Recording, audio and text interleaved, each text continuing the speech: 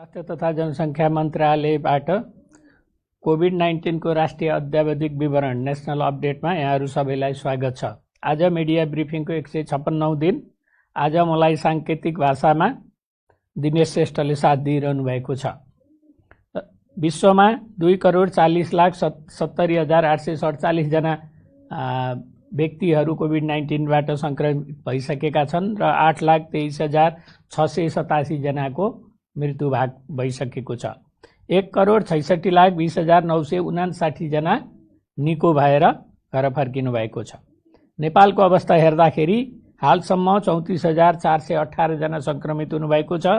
885 जना आज पोजिटिभ देखिनु भएको छ। 19,504 जना निको भएर घर फर्किनु भएको छ।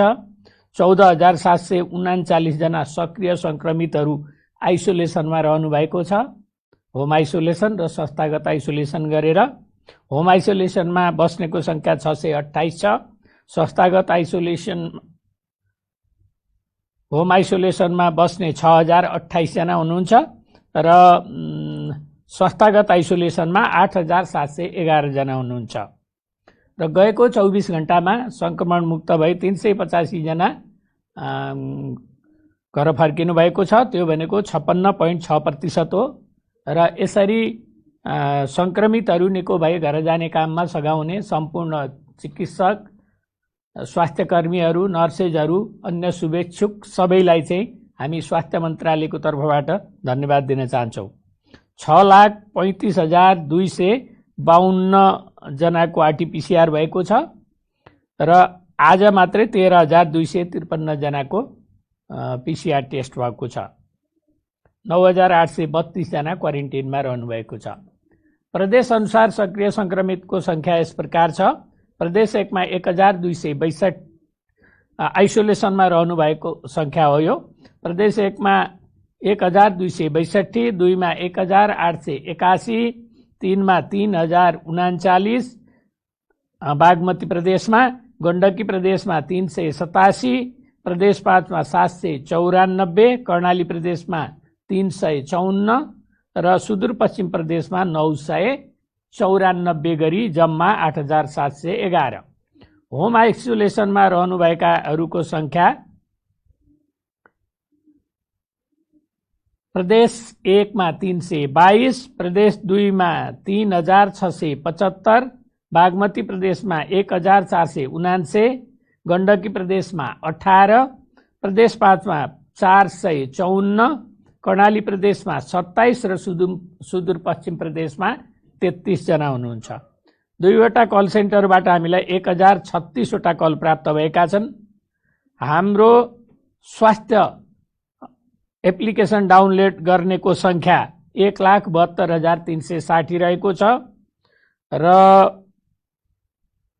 सो मूल्याङ्कन भर्नेहरूको टोटल संख्या 76,647 छ र जोनमा 583 जना पर्नु भएको छ। हाम्रो वेबसाइट हेर्नेको संख्या 34,04,778 रहेको छ र भाइबर ग्रुपमा जोडिनेको संख्या 4,53,606 छ। प्रदेश तथा जिल्ला अनुसार संक्रमण पुष्टि भएका व्यक्तिहरूको विवरण दिन चाहन्छु। प्रदेश 1 मा खोटाङमा 1 जना, झापामा 16 जना, तेह्रथुममा 8 जना, पाँचथरमा 4 जना, मोरङमा 13 जना र सुनसरीमा 55 जना। प्रदेश 2 मा धनुषामा 43, पर्सामा 1, बारामा 24, महोत्तरीमा 18, रौतहटमा 20, सप्तरीमा 1, सर्लाहीमा 120, सिराहामा 3। बागमती प्रदेशमा काठमाडौँमा 230, काभ्रेपलाञ्चोकमा 21, चितवनमा 42, दोलखामा 2, धादिङमा 2, भक्तपुरमा 24, मकवानपुरमा 18, रामेछापमा 1, ललितपुरमा 47 र सिन्धुपाल्चोकमा 1। गण्डकी प्रदेशमा कास्कीमा 4, गोर्खामा 1, नवलपरासी पूर्वमा 7, लमजुङमा 23। प्रदेश 5 मा अर्घाखाँचीमा 1, कपिलवस्तुमा 4, लमजुङमा दाङमा 16, नवलपरासीमा 2, प्युठानमा 22, बर्दियामा 1, बाँकेमा 4, रूपन्देहीमा 19 र रोल्पामा 1। कर्णाली प्रदेशमा जाजरकोटमा 1, दैलेखमा 1, सल्यानमा 1, सुर्खेतमा 7, अछाममा 20। सुदूरपश्चिम प्रदेशमा कञ्चनपुरमा 2, कैलालीमा 29, डडेलधुरामा 2, डोटीमा 2 र अछाममा 20। मैले माथि भनेछु, माफ गर्नुहोला। देशभरिको जम्मा 279 महिला र 586 पुरुष सहित 885 जना संक्रमित हुनुभएको छ। अब प्रदेश अनुसार क्वारेन्टाइनमा रहनेहरूको संख्या म भन्न चाहन्छु। प्रदेश 1 मा 856, प्रदेश 2 मा 968, बागमती प्रदेशमा 766, गण्डकीमा 2343, प्रदेश 5 मा 1179, कर्णाली प्रदेशमा 514 र सुदूरपश्चिम प्रदेशमा 3186 गरी जम्मा 9832। डिस्चार्ज हुनेहरूको विवरण पनि प्रदेश वाइज।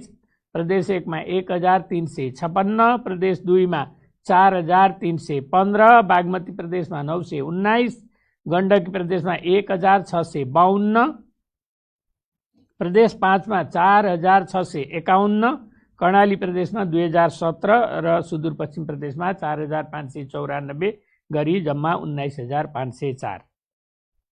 आइसियुमा रहनुभएको व्यक्तिहरूको संख्या जम्मा 151 छ। त्यसमध्ये प्रदेश 1 मा 16, प्रदेश 2 मा 44, बागमतीमा 71, गण्डकीमा 3 र प्रदेश 5 मा 17। र भेन्टिलेटरमा रहनेहरूको संख्या प्रदेश 1 मा 1 र बागमतीमा 13 गरी जम्मा 14 जना। जिल्लागत 500 भन्दा माथि संक्रमितहरू रहेको जिल्लाहरूमा सक्रिय संक्रमितहरू रहेको जिल्लाहरू छन् मोरङ, महोत्तरी, पर्सा, बारा, रौतहट, सर्लाही र काठमाडौँ। र संक्रमितहरू नभएको जिल्लाहरू 2टा छन्, मुस्ताङ र हुम्ला। र यसपछि स्वास्थ्य तथा जनसङ्ख्या मन्त्रालय स्वास्थ्य आपतकालीन कार्य सञ्चालन केन्द्र health emergency operation centre HUSC को सूचना छ।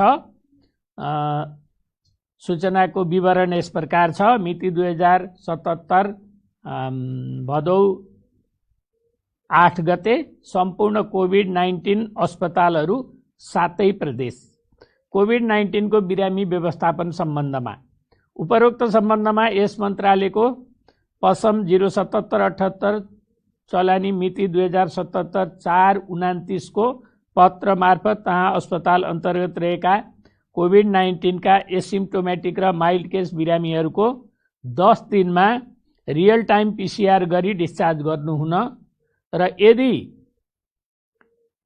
10 दिनमा पोजिटिभ आएमा 14 दिनमा टेस्ट नगरी डिस्चार्ज गर्ने व्यवस्था मिलाउनको लागि परिपत्र गरिएको थियो। सो पत्रलाई पुनः स्मरण गराउँदै 14 दिनभन्दा बढी एसिम्प्टोमेटिक र माइल्ड केसका बिरामीहरू अस्पतालमा नराख्न निर्देशन गरिन्छ। साथै 14 दिनभन्दा बढी राखेमा नेपाल सरकारले शोध भर्ना नगर्ने ब्यौरा समेत अनुरोध छ। Doctor Gunraj Lohani, ICS coordinator, स्वास्थ्य मन्त्रालय। र अर्को पनि एउटा सूचना छ। यो सूचना पनि भदौ 8 गते जारी गरिएको छ। श्री सामाजिक विकास मन्त्रालयहरू 7 प्रदेश कोभिड-19 को बिरामी व्यवस्थापन सम्बन्धमा उपरोक्त सम्बन्धमा यस मन्त्रालयको पत्र संख्या 7778 चरम मिति 2077 साउन 29 को पत्र मार्फत कोभिड-19 का एसिम्प्टोमेटिक र माइल्ड केस बिरामीहरूको 10 दिनमा RT-PCR गरी डिस्चार्ज गर्नुहुन र यदि पोजिटिभ आएमा 14 दिनपछि टेस्ट नगरी 10 दिनको दिन पोजिटिभ आयो भने अर्को 4 दिन राख्ने र 14 दिनपछि टेस्ट नगरी डिस्चार्ज गर्ने व्यवस्था मिलाउनुको लागि परिपत्र गरिएकोमा सो पत्रलाई पुनः स्मरण गराउँदै 14 दिनभन्दा बढी एसिम्प्टोमेटिक र माइल्ड केसका बिरामीहरू अस्पतालमा नराख्न तहाँ स्थित सम्पूर्ण कोभिड अस्पतालहरूलाई जानकारी गराइदिनु हुन अनुरोध छ। साथै 14 दिनभन्दा बढी राखेमा नेपाल सरकारले शोध भर्ना नगर्ने ब्यौरा समेत जानकारीका लागि अनुरोध छ। Doctor Gunraj Lohani, ICS coordinator. र 2टा सूचनापछि अब दुःखद खबरहरू भन्न गइरहेको छु। गएको 24 घण्टामा 11 जना व्यक्तिहरूको निधन भएको छ। त्यसमा 2 जना महिला हुनुहुन्छ। 1 जना महिला 46 वर्षको मोरङबाट हुनुहुन्छ र अर्को महिला 53 वर्षीय भक्तपुरबाट हुनुहुन्छ। पुरुषहरूमा 2 जना कैलालीको हुनुहुन्छ 45 र 50 वर्षीय। महोत्तरीको 3 जना हुनुहुन्छ 60 वर्षीय, 72 वर्षीय र 75 वर्षीय। बाँकेको 1 जना हुनुहुन्छ 37 वर्षीय। काठमाडौँको 1 जना हुनुहुन्छ 51 वर्षीय र बाराको 2 जना हुनुहुन्छ 41 वर्षीय र 46 वर्षीय गरी जम्मा 2 जना महिला 9 जना पुरुष गरी 11 जनाको निधन भएको छ र आजसम्म निधन हुनेको संख्या 175 पुगेको छ। यसरी निधन हुनेहरूप्रति स्वास्थ्य तथा जनसङ्ख्या मन्त्रालयले हार्दिक संवेदना प्रकट गर्दछ र यो मृत्युको प्रतिशत चाहिँ अहिले 0.5%, 0.5% रहेको छ र आजको यो कोभिड-19 सम्बन्धी नेसनल अपडेट यहीँनेर सकिन्छ। यसपछि हामीले विश्व स्वास्थ्य सङ्घको नेपाल स्थित प्रतिनिधि डाक्टर जोस भ्यालेन्डेको अन्तर्वार्ताको बाँकी अंश हिजो हामीले एक अंश प्रकाशित गरेका थियौँ। आज बाँकी अंश प्रकाशित गर्न गइरहेका छौँ। यसका साथै यो हाम्रो चाहिँ यो प्रेस रिलिजको टिममा हुने सबै साथीहरूलाई धन्यवाद दिँदै म पनि यहाँबाट बिदा हुन्छु। धन्यवाद, नमस्कार।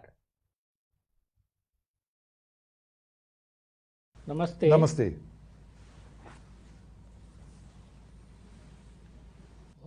तपाईले नेपालका स्वास्थ्य कर्मीहरूले के कस्ता चुनौतीहरू सामना गरिराखेको देख्नु भएको छ र तपाईको सुझाव के छ?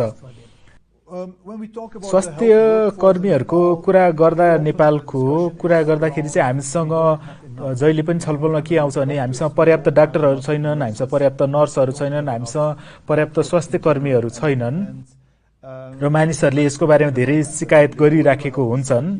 जब उनीहरू अस्पताल जान्छन् त्यहाँ उनीहरूले डाक्टर पाउँदैनन्, नर्स पाउँदैनन्। त्यसले गर्दा अवश्य नै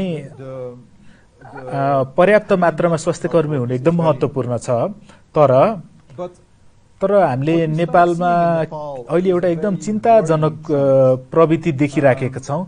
त्यो के भने स्वास्थ्य कर्मीहरूलाई दोष लाउने, मानिसहरूले स्वास्थ्य कर्मीलाई रोग फैलाइस् भनेर दोष लगाउन थालेका छन् र उनीहरूले त्यो लान्छना लगाउन थालेका छन्।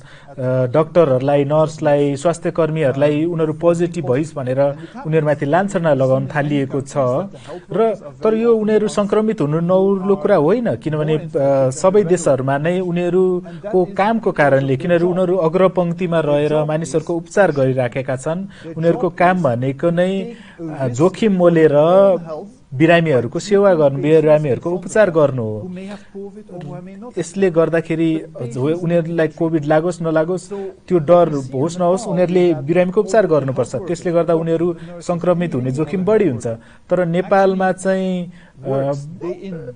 पनि स्वास्थ्य कर्मीहरूले एकदम अहोरात्र खटिराखेका छन्, बिरामीहरूको उपचार गरिराखेका छन्, आफ्नै स्वास्थ्य जोखिममा राखेर गरिराखेका छन्। तर जब उनीहरू बिरामी पर्छन् तब मानिसहरूले डाक्टरलाई रोग ल्याइस् भनेर आरोप लगाइरहेका छन्, लालचना लगाइरहेका छन् रोग फैलाइस् भनेर। र यो चाहिँ एकदमै नराम्रो कुरा हो, यो अनुत्पादक कुरा हो। यसमा त तपाईले यसो यो व्यवहारले तपाईले के भनिराख्नु भएको छ भने तैँले गलत गरिराखेको छस् भनेर भनिराख्नु भएको छ। मानिसहरूले के बुझ्न जरुरी छ भने उनीहरूको स्वास्थ्य, उनीहरूको कल्याण भनेको डाक्टर नर्सहरूमा निर्भर छ। भोलि उनीहरू बिरामी पर्यो भने आखिर जानुपर्ने त स्वास्थ्य कर्मीमा नै हो। र त्यो बेलामा हामीसँग स्वास्थ्य कर्मीहरू चाहिन्छ हामीलाई, उनीहरूले हामीलाई उपचार गर्नको, चाहे त्यो कोभिडसँग सम्बन्धित रोग होस् वा कोभिड भन्दा बाहेकको रोग होस्। र तर अहिले जुन हामीले देखिराखेको छौँ डक्टरलाई नर्सलाई त्यो दोष लगाइराखिएको, यस्तो भइराख्यो भने भोलि डक्टरले नर्सहरूले हामी काम गर्दैनौँ भनेर छोडिदिन सक्छन्। त्यो बेलामा भोलि हामीसँग क्लिनिक हस्पिटल त हुन्छन् तर डाक्टरहरू हुँदैनन्, स्वास्थ्य कर्मी हुँदैनन्। अनि त्यो भयो भने त भोलि सबैजना संक्रमित हुन्छन्। तसर्थ म एकदम हार्दिक अपिल गर्न चाहन्छु कि डाक्टर यो स्वास्थ्य कर्मीहरूलाई यसरी आरोप लाउने लान्छना लाउने नगरौँ र अरू व्यक्तिहरूलाई पनि यसरी लान्छना लगाउने आरोप लाउने नगरौँ। र रोग लाग्न सक्छ, यसमा तपाईँको दोष होइन, किनभने तपाईँ पोजिटिभ देखिनु भयो भने तपाईँको गल्ती नहुन सक्छ। तपाईँ यसमा अब दुर्भाग्यशाली हुनुभयो, अभागी पर्नुभयो भन्ने मात्रै हो। तपाईँले भाइरस बोक्नु भयो भनेर तपाईँलाई दोष लाउन मिल्दैन। अवश्य नै तपाईँलाई संक्रमण देखियो भने तपाईँ आइसोलेट गर्नुपर्छ। बिरामी परेका डाक्टर नर्सहरूले पनि आफूलाई आइसोलेट गर्नुपर्छ र उनीहरूले अरूलाई संक्रमण फैलाउनु हुँदैन। तर संक्रमण भयो भन्दैमा त्यो तपाईँको दोष, तपाईमाथि भेदभाव गरिनु चाहिँ हुँदैन। कुनै पनि व्यक्ति आफ्नो गल्तीले गर्दा रोग लाग्ने होइन। कुनै व्यवहारले गर्दा रोग लाग्ने सम्भावना बढी हुन्छ, कुनै व्यवहारले गर्दा रोग लाग्ने सम्भावना कम हुन्छ। तर यति हुँदाहुँदै तपाईँलाई यदि रोग लाग्यो भने, तपाईँ पोजिटिभ हुनुभयो भने तपाईलाई त्यसरी दोष लाउनु भएन। र यदि तपाईँले यसरी आज आरोप लाउनु भने भोलि तपाईँलाई रोग लाग्यो भने तपाईँले ती डाक्टर अथवा ती स्वास्थ्य कर्मीको सेवा नपाउन सक्नुहुन्छ। तसर्थ हामी चाहिँ स्वास्थ्य कर्मीप्रति हामी आभारी हुनुपर्छ, उनीहरूले आफ्नो काम गरिराखेका छन्। फेरि पनि हामीले के बुझ्न जरुरी छ भने समग्र जनसङ्ख्या मध्ये थोरैमा मात्र 2% भन्दा कम व्यक्तिहरूलाई मात्रै पोजिटिभ देखिनेवाला छ र त्यो भनेको समग्र जनसङ्ख्याको एउटा सानो हिस्सा मात्रै हो। यो एउटा यस्तो रोग हो जसलाई हामीले सबैले रोकथाम गर्न चाहन्छौँ, हामी नफैलियोस् भन्ने चाहन्छौँ। तसर्थ हामीले आफ्नो ड्युटीहरू पुरा गर्नुपर्छ र यसलाई फैलिन दिनु भएन, हामी आत्तिनु भएन। र यदि हामीले यी सब उपायहरू अपनायौँ भने यो रोग फैलिने दर एकदम कम हुन्छ र यसको सम्भावना एकदम कम हुन्छ र त्यो चाहिँ एकदमै महत्त्वपूर्ण कुरा हो। विश्व स्वास्थ्य संगठनले जुन यो नयाँ सामान्य अवस्था छ यसमा के सल्लाह दिन्छ र नेपालका मानिसहरूको के भूमिका हुनुपर्छ? यो नयाँ सामान्य अवस्था न्यू नर्मल भनेको चाहिँ त्यस्तो तरिका हो जसमा चाहिँ हामीलाई सधैँ भाइरसको डर चाहिँ भइरहेको छ, तर हामी डरमा चाहिँ बाँच्नु पर्दैन। हामी डरमा बाँच्नु पर्दैन। भाइरस त्यहाँ हुन्छ तर भाइरस फैली पनि राखेको छ अवस्था छ, तर भाइरस हावामा छैन। तपाईँ कुनै कोठामा जानुभयो र तपाईँ त्यहाँ जानासाथ तपाईँलाई भाइरस लाग्ने भन्ने होइन। यो भाइरस फैलिने भनेको त्यो छिटाहरूबाट हो, थुकको छिटाहरू, त्यस्ता ती साना साना छिटाहरू जुन हाम्रो शरीरबाट निस्किन्छन् हो, त्यसमा चाहिँ भाइरस हुन सक्छ र त्यो छिटाहरू चाहिँ संक्रमितको व्यक्तिबाट अर्को व्यक्तिको शरीरमा प्रवेश गर्यो भने चाहे त्यो निलेर होस् चाहे आँखा छुँदाखेरि होस्, त्यस्तो अवस्थामा चाहिँ यो सर्ने हो। त्यसले गर्दा हामीले यो कुरा चाहिँ ध्यान दिनुपर्छ र यदि हामीले यति ध्यान दियौँ भने हामी बच्न सक्छौँ। जस्तै ती छिटाहरू चाहिँ तपाईँको मुखबाट सिधै भुइँमा झर्ने हुन् र यदि तपाईँले मास्क लगाउनु भएको छ भने ती छिटाहरू तपाईँको जिउभित्र पस्न पाउँदैनन् र यो कुराहरू चाहिँ तपाईँले याद गर्नुपर्छ। हो, हामी संक्रमित हुने सम्भावना छ, हामीले यो रोग फैलाउने सम्भावना छ, तर हामी सबैले के पनि बुझ्न जरुरी छ भने यो भाइरस फैलिने सम्भावना चाहिँ एकदमै कम छ। हामीले मास्क लगाउने हो भने हामीले हात बेला बेलामा सफा गर्ने हो र हाच्छिउ गर्दा खोकी लाग्दाखेरि कुइनोले मुख छोप्ने हो र दूरी कायम गर्ने यी सामान्य कुराहरू गर्ने हो भने चाहिँ भाइरस सर्ने सम्भावना एकदम कम हुन्छ र यो चाहिँ नयाँ त्यो सामान्य अवस्था हो र यो नयाँ सामान्य अवस्थामा चाहिँ हाम्रो सामान्य जनजीवन चलाउने तर यी सब कुराहरू ध्यान दिएर एउटा मेडिकल डाक्टरको रूपमा तपाईको विचारमा यो भाइरस संसारमा कहिलेसम्म रहन सक्छ होला? अवश्य नै यो कुरा अब यो भविष्य अनुमान गर्न गाह्रै हुन्छ। यो भाइरस चाहिँ जस धेरै समयलाई नै रहला जस्तो छ, यदि सधैँको लागि रहेन भने पनि। र त्यसैले गर्दा हाम्रो मुख्य कुरा भनेको हामी कसरी यो भाइरससँगै बाँच्न सिक्ने भन्ने कुरा महत्त्वपूर्ण कुरा हो। त्यसै गरी अब हामीले नयाँ सामान्य अवस्थाको बारेमा कुरा गर्न सक्छौँ। दूरी कायम गर्ने, मास्क लगाउने हो। यो चाहिँ अब सुरुमा चाहिँ त्यो चाहिँ हाम्रो लागि नयाँ सामान्य अवस्था हुन्छ, तर केही समयपछि ती उपायहरूको महत्त्व कम हुँदै जान्छ, किनभने सायद खोप पत्ता लाग्छ होला। अनि त्यसपछि त्यसको सायद अर्को कुरा चाहिँ अब मानिसहरूले बिस्तारै प्रतिरक्षा विकास गर्दै जान्छन्, इम्युनिटी विकास गर्दै जान्छन्। धेरै व्यक्तिहरूलाई संक्रमण हुँदै गएपछि त्यसैले तपाईँले मलाई सोध्नुभयो भने भविष्यमा के हुन्छ भनेर सोध्नुभयो भने अवश्य भाइरस रहन्छ नै, तर हामीले मानिसको रूपमा, हामीले समाजको रूपमा चाहिँ हामीले ती उपायहरू पत्ता लगाउनुपर्छ, भाइरससँग डिल गर्ने, भाइरसको सामना गर्ने। यस्तो अवस्था सिर्जना गर्नुपर्छ जहाँ चाहिँ हामी डरमा बाँच्ने होइन कि हामीले त्यो भाइरससँगै सहअस्तित्व हुने गरी बाँच्न सिक्न चाहिँ जरुरी छ। र पछि सायद पछि अब उपचारहरू पत्ता लाग्लान्, औषधिहरू पत्ता लाग्लान्, त्यसै गरी खोप पनि पत्ता लाग्ला। विश्व स्वास्थ्य संगठनले यो खोप विकास गर्नेहरूसँग समन्वय गरिराखेको छ। संसारले कहिलेसम्म प्रतीक्षा गर्नुपर्छ होला यो खोपको लागि, र प्रत्येक देशले खोप पाउँछ भन्नको लागि कुनै नियमहरू छन्? अहिले धेरै खोपहरू विकास भइराखेका छन् र तीमध्ये धेरै चाहिँ अहिले परीक्षणको अन्तिम चरणमा छन् र तिनीहरू करिब करिब तयार हुने अवस्था छन् सर्वसाधारणहरूले प्रयोग गर्नको लागि भनेर।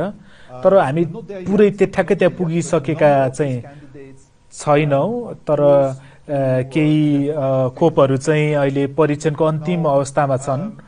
हामीले के कुरा चाहिँ ध्यान दिन जरुरी छ भने खोपको कुरा गर्दाखेरि चाहिँ 10वटा मध्ये करिब एउटा मात्र खोप चाहिँ जुन विकास गरिएको छ त्यो चाहिँ बजारमा आइपुग्छ, किनभने हामीले खोपको विभिन्न कुराहरू हेर्न पर्ने हुन्छ। जस्तै त्यो खोपले काम गर्छ कि गर्दैन, कतिको बलियो छ, त्यसले पर्याप्त संरक्षण प्रदान गर्छ कि गर्दैन, र त्यो सुरक्षा कति समयको लागि रहन्छ, त्यसै गरी कति डोज खानुपर्छ अथवा कति डोज लाउनुपर्छ, ती सबै कुराहरू चाहिँ हेर्न जरुरी हुन्छ। र त्यो कुराहरू चाहिँ हामीलाई थाहा छैन, हामी अझै पनि ती कुराहरू पत्ता लगाइराखेका छौँ। हामीले अहिले त धेरैसो खोपहरू सुरक्षित छन् कि छैनन् भन्ने अवस्थामा छन्, र त्यो पत्ता लगाइसकेपछि पनि ती कति समयलाई काम गर्छन्, कतिको काम गर्छन् भन्ने कुरा चाहिँ पत्ता लगाउनै बाँकी छ। त्यसले गर्दा हामी त्यहाँ पुगिसकेका छैनौँ। हामीले अहिले जुन समाचारहरू सुनिराखेका छौँ खोप पत्ता लाग्नै लाग्यो भनेर, हो धेरै प्रगति भइसकेको छ, तर हामी त्यहाँ पुगिसकेका छैनौँ। तर अहिले अनुमान चाहिँ के छ भने यो सन् 2000 को अन्तिमतिर अथवा सन् 2021 को सुरुतिर चाहिँ बजारमा खोप आइपुग्छ कि भन्ने अहिले छ। अहिले जस्तै समाचारमा आएको थियो रुसले चाहिँ खोप पत्ता लगायो भनेर, र तर त्यसको बारेमा चाहिँ त्यो खोपको विशेषताहरू मलाई थाहा छैन, त्यसबारे मैले त्यसको बारेमा केही पनि भन्न सक्ने अवस्था छैन। तर त्यसरी अरू धेरै देशहरूले पनि खोप चाहिँ विकास गरिराखेका छन्, र हामीलाई आशा छ अबको केही महिनामा चाहिँ हामीसँग केही खोपहरू हुन्छन् जुन चाहिँ उत्पादनको लागि तयार हुन्छन्, र त्यसपछि अनि उत्पादन छिटै तुरुन्त गर्न सक्छौँ, किनभने अहिले हामीले यो उत्पादनको क्षमता पनि अहिले नै बढाइराखेका छौँ। यसले गर्दाखेरि चाहिँ यो उत्पादन चाहिँ एकदम छिटो हुन सक्छ। तर आदर्श त हाम्रो आशा चाहिँ के हो भने अब सन् 2020 को अन्तिमसम्ममा चाहिँ हामीसँग करिब 2 अर्ब डोज खोप चाहिँ उत्पादन हुन्छ भन्ने हो र त्यो खोप चाहिँ सुरुमा हामीले विश्वभरि स्वास्थ्य कर्मीहरूलाई पहिलो सुरुमा बाँड्नेवाला छौँ। त्यसपछि किनभने स्वास्थ्य कर्मीहरू सबैभन्दा बढी जोखिममा हुन्छन् र त्यसपछि चाहिँ पहिलेदेखि नै अन्य कुनै स्वास्थ्य रोग भएका अवस्था भएका व्यक्तिहरू जोखिम बढी भएका व्यक्तिहरूलाई दिइनेछ र त्यसपछि चाहिँ सर्वसाधारणलाई दिइनेछ र त्यसपछि चाहिँ यो सबै देशहरूलाई उपलब्ध गराइनेछ। तर सुरुमा कसलाई आवश्यकता छ भन्ने प्राथमिकताको आधारमा कसैलाई पहिला र अरूलाई पछि प्रदान गरिनेछ, तर सबैलाई प्रदान गरिनेछ र अहिले चाहिँ विश्वव्यापी रूपमा एउटा प्रणाली स्थापना भइराखेको छ ताकि गरिब देशहरूले पनि यो खोप चाहिँ सस्तो सहुलियत मूल्यमा अथवा सित्तैमा प्राप्त गर्न सकुन्, ताकि सबैले खोपमा चाहिँ पहुँच होस् भनेर त्यसको लागि पनि काम भइराखेको छ। तसर्थ संक्षेपमा भन्दाखेरि चाहिँ अहिले धेरै नै खोपहरू विकास भइराखेका छन् र खोप विकासको मात्र मुद्दा होइन, यो सबैलाई उपलब्ध गराउने पनि मुद्दा हो र भोलि त्यो खोप चाहिँ हामीलाई अरबौं डोज आवश्यकता पर्दछ र त्यसलाई हामीले कसरी विकास गर्ने र त्यो उत्पादन गरिसकेपछि हामीले सुरुमा स्वास्थ्य कर्मीलाई दिनेवाला छौँ, त्यसपछि वृद्धा व्यक्तिहरू र अन्य रोग भएका व्यक्तिहरूलाई दिनेछौँ र त्यसपछि सबै सर्वसाधारणहरूलाई दिनेछौँ र तर हामीले के सुनिश्चित गर्छौँ भने धनी देशहरूले मात्र होइन कि गरिब देशहरूले पनि खोप पाउनेछन्। हाम्रो यो दैनिक ब्रिफिङको दर्शकहरूसँग केही सन्देश दिन चाहनुहुन्छ उहाँहरूलाई? अवश्य नै हामी सबैको आफ्नै जिम्मेवारीहरू छन्। तपाईँ बाहिर घरबाट बाहिर जाँदै हुनुहुन्छ, जस्तै साथीलाई भेट्न गइराख्नु भएको छ, तरकारी किन्न गइराख्नु भएको छ भने तपाईँले कृपया दूरी कायम राख्नुहोस्, जसरी हामी यहाँ कायम राखिराखेका छौँ, र मास्क लगाउनुहोस् र हात बारम्बार धुनुहोस् र यो मध्ये कुनै एउटा होइन कि यी सबै कुराहरू गर्नुहोस्। त्यो भयो भने चाहिँ तपाईँले आफूलाई बचाउन सक्नुहुन्छ र तपाईँको वरिपरि भएका तपाईँको छेउछाउमा भएका अन्य व्यक्तिहरूलाई पनि बचाउन सक्नुहुन्छ। यो एकदम महत्त्वपूर्ण कुरा एउटा यो हो। र दोस्रो कुरा भनेको चाहिँ नआत्तिनुहोस्।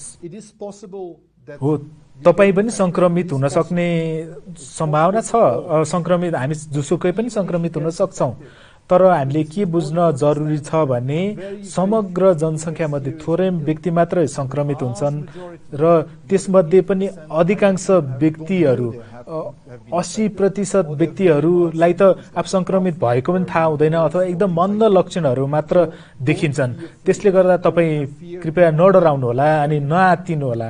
र तेस्रो कुरा भनेको चाहिँ स्वास्थ्य कर्मीहरूलाई कृपया समर्थन गर्नुहोला, नर्सलाई, डाक्टरहरूलाई र स्वास्थ्य प्रणालीलाई, जसले त्यो अग्रपङ्क्तिमा भएका व्यक्तिहरू जसले बिरामीलाई सेवा गरिरहेका छन्, उहाँहरूलाई दोष लाउने काम नगर्नुहोस्, उहाँहरूलाई भेदभाव नगर्नुहोस्, किनभने उहाँहरू संक्रमित भएका छन् भने उनीहरूले अरूलाई सेवा गर्दाखेरि उनीहरू संक्रमित भएका हुन्। बरु त्यसको लागि उनीहरूप्रति हामीले आभार व्यक्त गर्नुपर्छ, उनीहरूलाई हामीले प्रशंसा गर्नुपर्छ। हामी यो अन्तर्वार्ताको अन्तिमतिर आइपुगेको छौँ। यो हाम्रो स्वास्थ्य मन्त्रालयको प्रवक्तालाई चाहिँ तपाईँका के सुझावहरू छन्? मलाई लाग्छ स्वास्थ्य मन्त्रालयको प्रवक्ताले एकदमै राम्रो काम गरिराख्नु भएको छ र प्रवक्ताले चाहिँ सरकार र बाँकी अरू सबै बीच एउटा कडीको काम गरिराख्नु भएको छ र अहिलेको अवस्थामा त्यो मानिसहरूलाई सन्देश पुर्याउनु एकदम जरुरी कुरा हो। जस्तै महामारीको अवस्था के छ भन्ने मात्र नभएर उहाँहरूबाट हामीले के अपेक्षा गरेका छौँ भन्ने सन्देश पनि, हामीले उहाँहरूबाट के अपेक्षा गरेका छौँ, उहाँहरूले के गर्नुपर्छ भन्ने कुरा सन्देश पुर्याउनु पनि एकदम जरुरी छ। यो अहिलेको अवस्था कसैलाई नि मन परेको छैन, कसैलाई पनि यो लकडाउन मन परेको छैन, कसैलाई पनि घरमै थुनिएर बस्न मन छैन, कसैलाई पनि काममा जान नपाउँदा, बाहिर घुम्न जान नपाउँदा सबैलाई नराम्रो लागेको छ अवश्य नै। तर यो अवस्थामा चाहिँ प्रवक्ताले जुन यो सरकारले गरेको काम र यो चिन्तित व्यक्तिहरू बीचको यो कडीको काम गरिराख्नु भएको छ, सञ्चार गरिराख्नु भएको छ र मानिसहरूले कुरा बुझेको सुनिश्चित गरिराख्नु भएको छ र मानिसहरूले कसरी आफूलाई सुरक्षित राख्न सक्छन्, महामारी कसरी फैलिराखेको छ भन्ने कुरा चाहिँ प्रवक्ताले जुन गरिराख्नु भएको छ यो एकदम राम्रो गरिराख्नु भएको छ जस्तो लाग्छ। धेरै धेरै धन्यवाद तपाईको समयको लागि र प्रयासको लागि। नमस्ते।